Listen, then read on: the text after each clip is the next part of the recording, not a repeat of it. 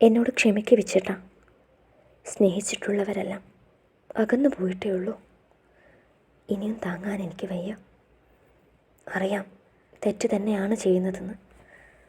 പക്ഷേ ഇനിയുള്ള ഭാര്യയ്ക്ക്, അമ്മയ്ക്ക് ഇങ്ങനെ ചെയ്യാനേ കഴിയൂ. അകന്നു പോകുന്ന വിച്ചുവിനെ നോക്കി ജനൽപ്പടിയിൽ ചാരി നിന്ന് അവൾ തേങ്ങി. ശാന്തമായി ഉറങ്ങുന്ന അമ്മൂട്ടിയുടെ നെറ്റിയിലെ കുറുനിരകൾ വകഞ്ഞു മാറ്റി അവിടെ ചുണ്ടുകൾ ചേർത്തു. എന്തിനാണ് എന്തേട്ടാ എന്നെ വിട്ടുപോയെ? ഒന്ന് പൊട്ടിക്കറിയാൻ പോലും പറ്റുന്നില്ല എനിക്ക്. എല്ലാ രീതിയിലും ഒറ്റപ്പെടും പോലെ. അനന്തൻ്റെ ഫോട്ടോയിലേക്ക് നോക്കി മിഴികൾ അടച്ചു. മെല്ലെ അമ്മൂട്ടിയെ ചേർത്ത് പിടിച്ച് എപ്പോഴോ മയക്കത്തിലേക്ക് തെന്നി വീണിരുന്നു. മേ ദേ അച്ഛാ. കുഞ്ഞു പട്ടുപാവാടയും പൊക്കിപ്പിടിച്ച് അമ്പലത്തിൻ്റെ കൽപ്പാതയിലൂടെ ഓടുന്ന അമ്മൂട്ടിയെ കണ്ടതും അവളെ പിടിച്ചു നിർത്താനാകാതെ വസു നോക്കി നിന്നുപോയി.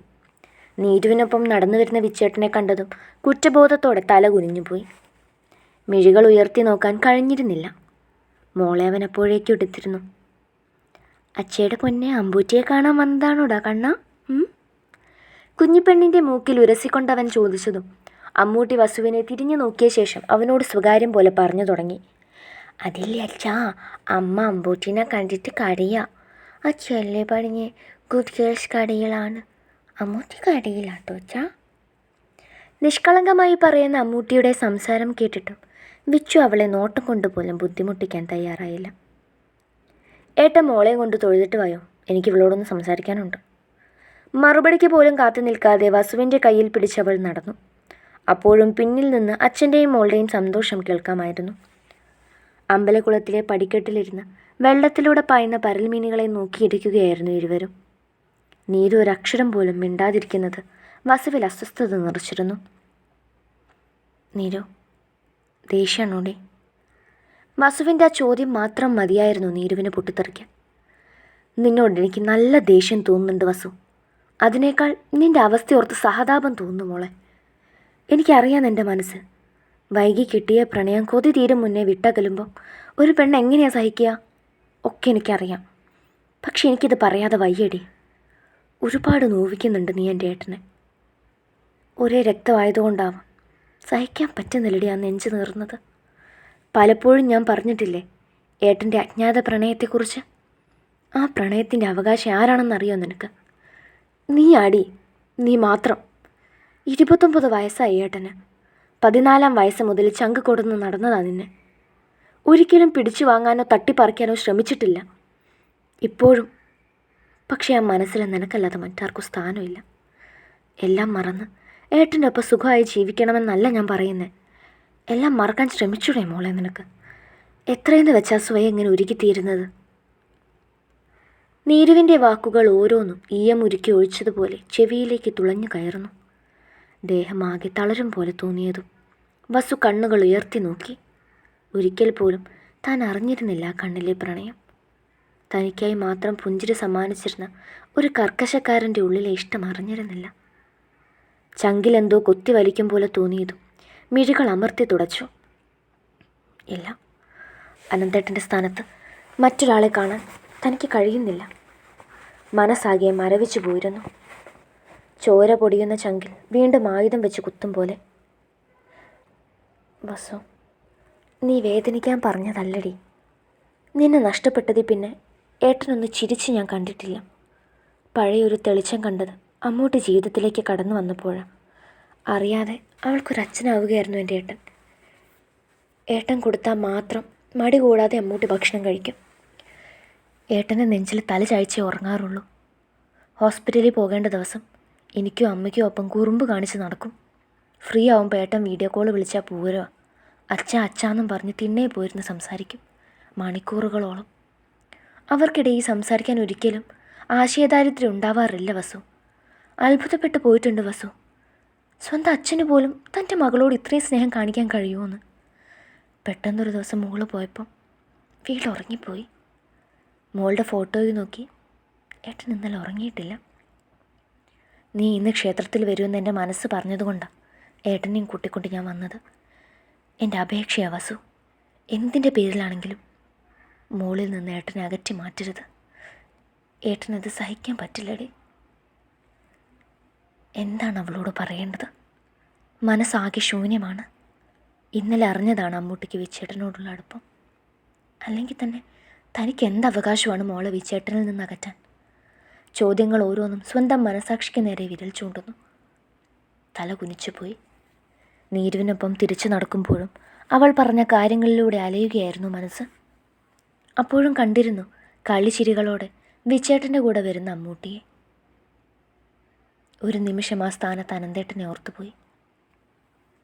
അനന്തേട്ടൻ ജീവനോടെ ഉണ്ടായിരുന്നെങ്കിൽ എത്ര സന്തോഷവതിയായിരുന്നേനെ താൻ. അല്ലെങ്കിലും ജീവിതം അങ്ങനെയാണ്. തിരിച്ചു പിടിച്ചുവെന്ന് കരുതി നിന്നിടത്ത് നിന്ന് നമ്മളെ വിഡ്ഢികളാക്കി തട്ടിക്കളിക്കും. ഒരു നിമിഷം നിറഞ്ഞ കണ്ണുകൾ സാരിത്തലപ്പ് കൊണ്ട് ആരും കാണാതെ തുടച്ചെടുത്തു. അച്ഛേ, അമ്മ പറയാ അമ്മയ്ക്ക് അച്ഛനെ വലിയ ഇഷ്ടമാണ്. അമ്മൂട്ടിക്കും അച്ഛനെ വലിയ ഇഷ്ടമാണ്. കുണുങ്ങി ചിരിച്ചുകൊണ്ട് അമ്മൂട്ടി പറഞ്ഞതും വിച്ചുവിൻ്റെ വാത്സല്യത്തോടെ അവളെ ചേർത്ത് പിടിച്ചു. വസു ആരെയാണ് ഉദ്ദേശിച്ചതെന്ന് അവന് നല്ല ബോധ്യമുണ്ടായിരുന്നു. വസു അപ്പോഴും വിച്ചുവിലേക്ക് ശ്രദ്ധ കൊടുത്തിരുന്നില്ല. എന്തിനാണ് വെറുതെ പ്രതീക്ഷ കൊടുക്കുന്നത്? ഇനിയും താൻ കാരണം ആ മനസ്സ് വേദനിക്കരുതെന്ന് ഉറപ്പിച്ചിരുന്നു. പോകാൻ നേരം അതുവരെ പ്രഭയോടെ നിന്നിരുന്ന അമ്മൂട്ടിയുടെ മുഖം വീർത്തിരുന്നു. വിച്ചുവിനെ വിടാതെ അവൻ്റെ തോളിലേക്ക് ചാരിക്കിടക്കുന്ന അമ്മൂട്ടിയെ ഒരു നിമിഷം എങ്ങനെ കൊണ്ടുപോകണമെന്നറിയാതെ വസു ആകെ കുഴങ്ങിയിരുന്നു. അച്ഛയുടെ പിടിക്കൂസ് കരയല്ലേ? ഇന്ന് ഉത്സവം കൊടിയേറുമല്ലേ വാവേ? വൈകുന്നേരം അച്ഛയുടെ പൊന്നിനെ അച്ഛ കൊണ്ടുപോകാട്ടോ. അമ്മയുടെ കൂടെ അമ്പൂറ്റിയെ കാണാൻ വരണം. ഇപ്പം അച്ഛയുടെ അമ്മൂട്ടി അമ്മയുടെ കൂടെ നല്ല കുട്ടിയായിട്ട് പോക്കോട്ടോ. മോളെ വസുവിൻ്റെ കയ്യിലേക്ക് കൊടുത്തുകൊണ്ട് വിച്ചു പറഞ്ഞതും അമ്മൂട്ടിയുടെ കുഞ്ഞു മുഖം സന്തോഷം കൊണ്ട് വിടർന്നിരുന്നു. വസു, വൈകുന്നേരം മോളെയും കൊണ്ട് വരണം കേട്ടോ. നിനക്ക് ആഗ്രഹമില്ലെങ്കിലും മോൾക്ക് വേണ്ടിയെങ്കിലും. നീരു പറഞ്ഞു നിർത്തിയതും വിച്ചുവിൻ്റെ മുഖവും പ്രതീക്ഷ നിറഞ്ഞു. അവരെ നോക്കി ചിരിച്ചെന്ന് വരുത്തി അവൾ തിരിഞ്ഞു നടന്നു. അമ്മേ പോകാം അമ്മേ, അമ്മൂറ്റിക്ക് പച്ചീനെ കാണണോ അമ്മേ? ബാ അമ്മേ. ഉത്സവത്തിലെ പ്രത്യേക ആകർഷണമായിരുന്ന ഗരുഡൻ പറപ്പിക്കൽ തുടങ്ങിയതും വലിയ ഗരുഡൻ വേഷം കൊണ്ട് അമ്മൂട്ടി അങ്ങോട്ടേക്ക് പോകാൻ ചിണുങ്ങി തുടങ്ങിയിരുന്നു. വിച്ചുവും നീരവും വന്നിരുന്നില്ലാത്തതിനാൽ തൊഴുതിട്ട് അരയാലിൻ്റെ ചുവട്ടിൽ നിൽക്കുകയായിരുന്നു ഇരുവരും.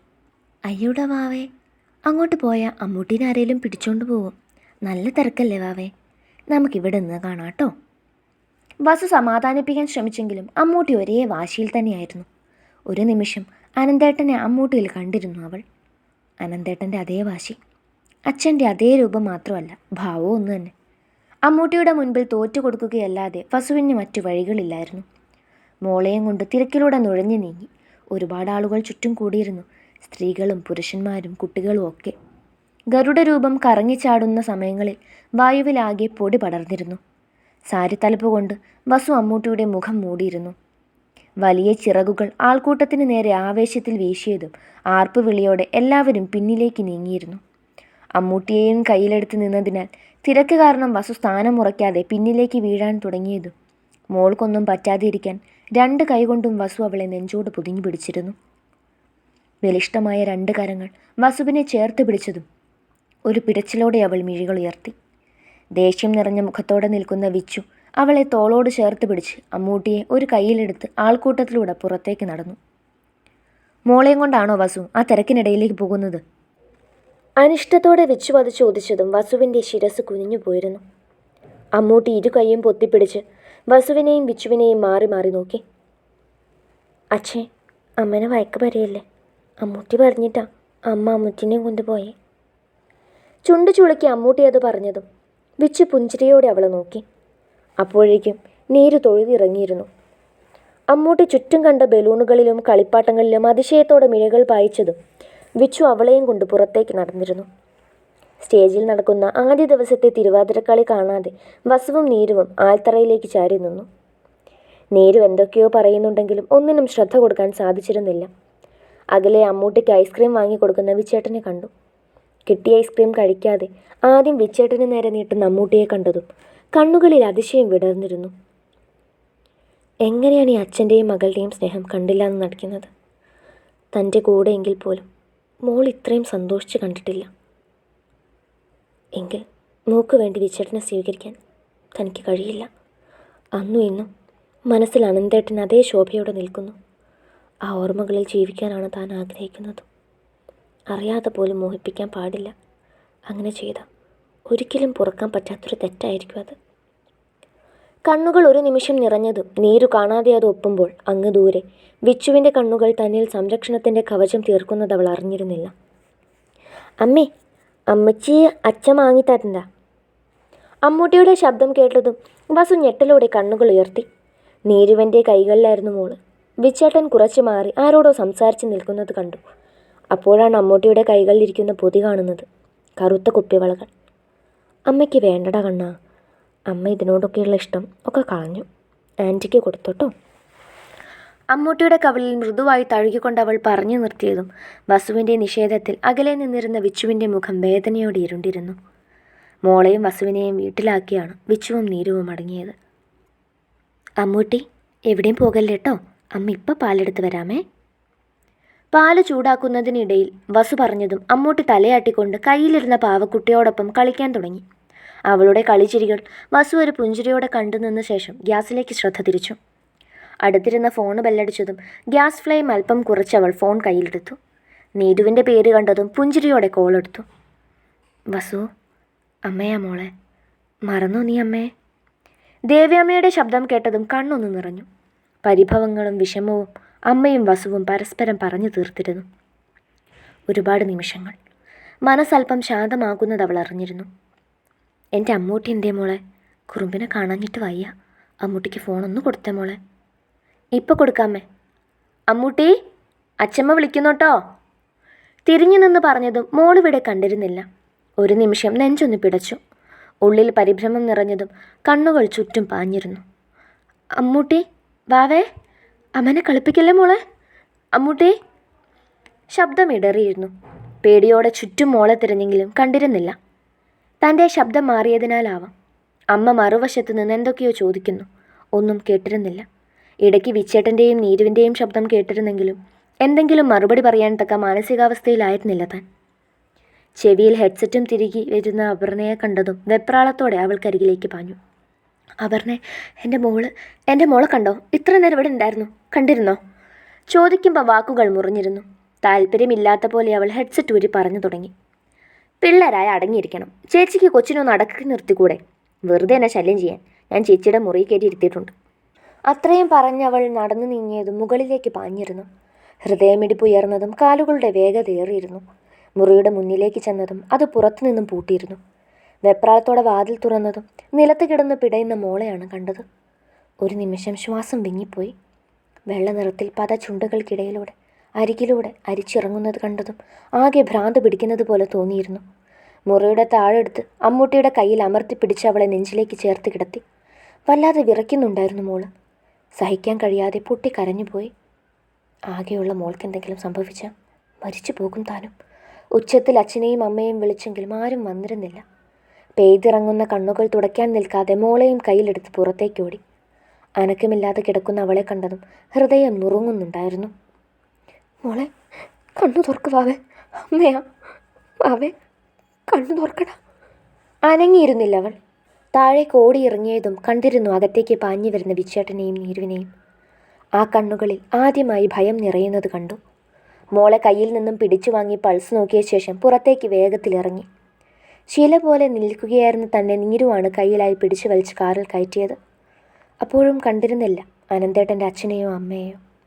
ആശുപത്രിയിൽ എത്തിയപ്പോഴേക്കും വിച്ചേട്ടൻ മോളെയും വാരിയെടുത്ത് ഇറങ്ങിയിരുന്നു. പുറകെ വസുവും നീരുവും.